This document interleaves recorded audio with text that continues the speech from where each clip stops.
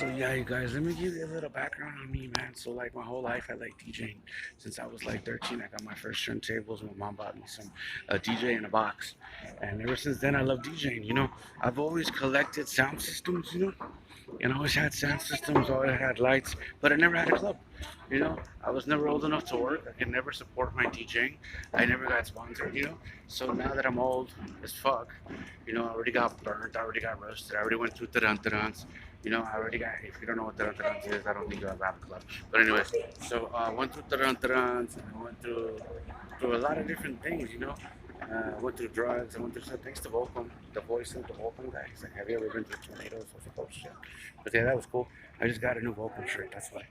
So big ups to Volcom. So sponsored by my mom right now. But anyway, so that's what's going on. So what happened is, like, now that I'm old enough and like I did all these loops and I did live life like everybody else's way, it's like, yo, if I want to go to work, it's like I want to feel my hobbies, bro. That's why people go to work and they buy themselves their dream wife or their dream set of tits.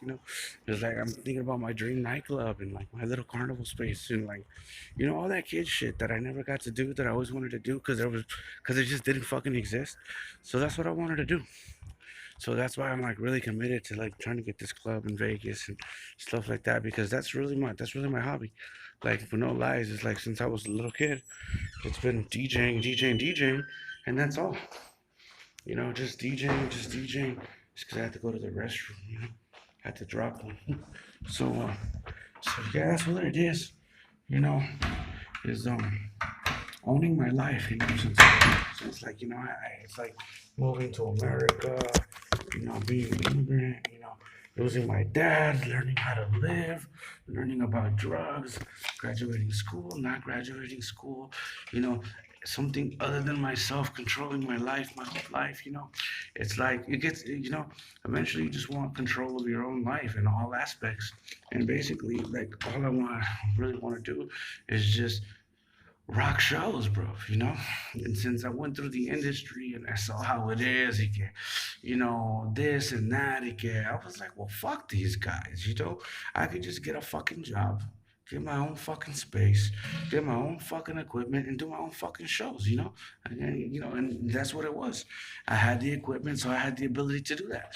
So, like, if I had my own club, I could listen to the DJs I want to listen to, have the stuff I want to, but now I'd be able to support myself externally, not with music, but through driving this truck and just DJing on the weekends. Because let's face it, man, at the end of the day, you just want a place to have a good time, listen to music, because that's truly what my life is. It was just music and DJing, but it's like nobody's doing it. So I see it as an opportunity, because of the fact that, there's no, like me, it was Stax Vinyl for me. That's what kept me hot buying records. But, yeah, so I'm really committed to this like amusement park thing and like the nightclub thing because that's what I want to do. My whole life has been music, and I went through all the phases of it. And now it's time to go pro, bro. You get me. You can't be a real DJ crew. You can't be a real fucking DJ if you don't got a house. That's what the Sets Warehouse thing is here in Vegas. Like, it doesn't have to be around. It could be away. Stand alone, so it's like whatever. But it's just doing it the right way, the correct way, so that I can keep it and stay open and be like a part of people's lives, a staple. But yeah, it's really about this nightclub, my warehouse, Sed's warehouse, you know what I mean? Because it's my shit, you know what I mean? And it's like about the DJing, about the sound, and it's the reason that I'm glad I'm trying to get a job doing this is because then it could be really about the music. Then it could be really about the sound, not about the fucking DJ, not about that, all that other extra shit. So it could be like a real sound. And Vegas doesn't really have a defined sound when it comes to DJing. All the DJs just play whatever the fuck, just to get paid. But it's like when it comes to having like a live like community where you want to buy records or you want to buy MP3s, it's not like that. It's a bunch of break beats and shit. So then you might just have some really good hip hop. Then you might just have some really good bands. Then you might just have some really good drum and bass and house. Because then there's like, a place that's stable with it.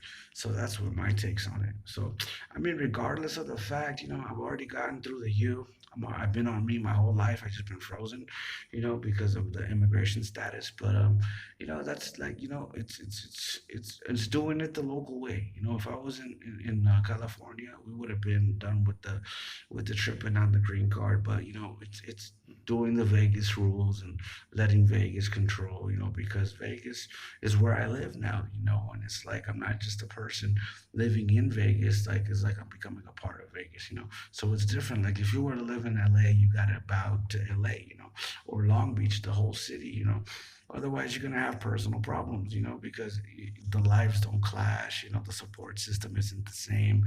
So that's what it is. So it's always gonna be Sed's warehouse. You know, at the end of the day, that's the all time goal.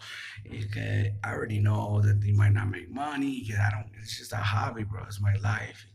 That's where it's at. So you know, it's just putting the pieces together, planning it now, you know, because other people get to plan your life when you don't plan it. When you don't plan your life, other people plan it for you, whether it's drugs, whether it's corrections, whether it's your probation officer, whether it's your teachers, whether it's fucking the university, you know, it's like other people planning your life, you know, and then you get to a certain age where you're like, fuck, dude, I need to start planning my life because if I don't plan my fucking life, I put myself in a position for other people to plan it for me and control my shit. And sometimes my best intentions aren't on their mind. Their best intentions and how they can come up is on their mind. Not me and how Sad's gonna be happy or what's gonna make him personally happy or what's gonna make the day the greatest shit in the world for him. Nah, they're like, fucking, how am I gonna pay my bills?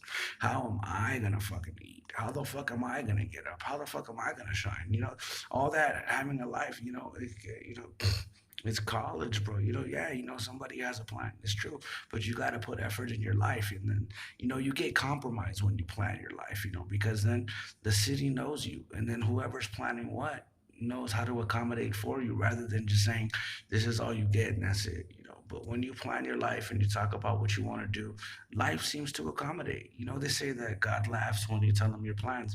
No, you think about it. You know, when it comes down to personal faith, and you get to yourself, and you know, when the church has left you, you know, you get to a point where you're like, okay, what do I want to do? Okay, what does it mean to me? You know what I mean? So that's where you stay stuck at. I didn't reach that. That was my.